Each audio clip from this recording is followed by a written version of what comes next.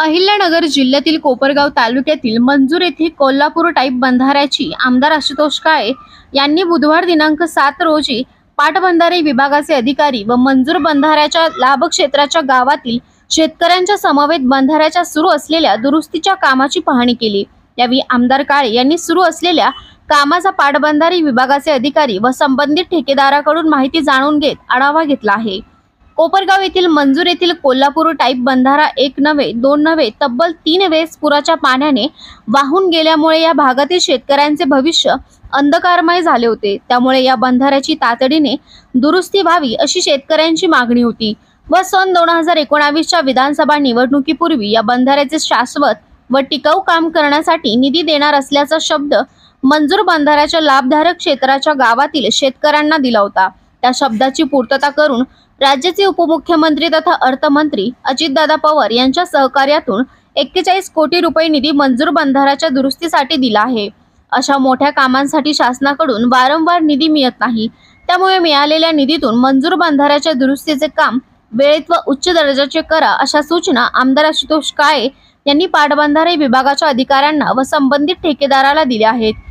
यावेळी कार्यकारी अभियंता गप्र हार्दे, सहाय्यक अभियंता सना देशमुख, कॉन्ट्रॅक्टर श्री यादव आदींसह कर्मवीर शंकरराव काळे सहकारी साखर कारखाना व राष्ट्रवादी काँग्रेस पक्षाचे आजी माजी पदाधिकारी व मंजूर, चासनई, हंडेवाडी, धामोरी, मायगाव देवी, कारवाडी, वेळापूर, वक्तरपूर आदी गावातील शेतकरी उपस्थित होते। कोपरगाव एक्सप्रेस न्यूज साठी सुनील ससाने, कोपरगाव। आज या ठिकाणी मंजूर कोपो बंधारा याचं जे काही दुरुस्तीची पाहणी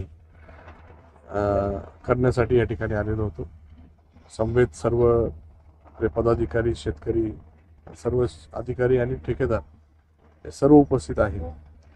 हे काम आपण पाहतोय का गेल्या अनेक वर्षांपासूनची शेतकऱ्यांची मागणी होती आणि खऱ्या अर्थाने याला फार मोठा खर्च आहे आणि एवढाच कालावधी एका हे काम यावेळेस होऊ शकतं आणि पाणी यायच्या आत हे काम होणं अपेक्षित आहे आणि याच्यानंतर मला नाही वाटत का परत शासन याच्यामध्ये परत पैसे खर्च करेल, कारण एवढा मोठा खर्च या ठिकाणी येतोय।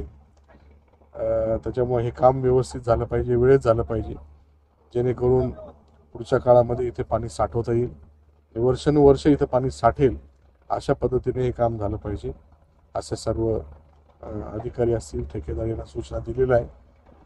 शेतकरी पण इथं लक्ष ठेवू नये, कारण शेवटी त्यांचा जीवन मरणाचा जिव्हाळ्याचा प्रश्न आहे आणि हे काम परत होणे नाही, जे होईल ते याच्यातूनच होणार आहे।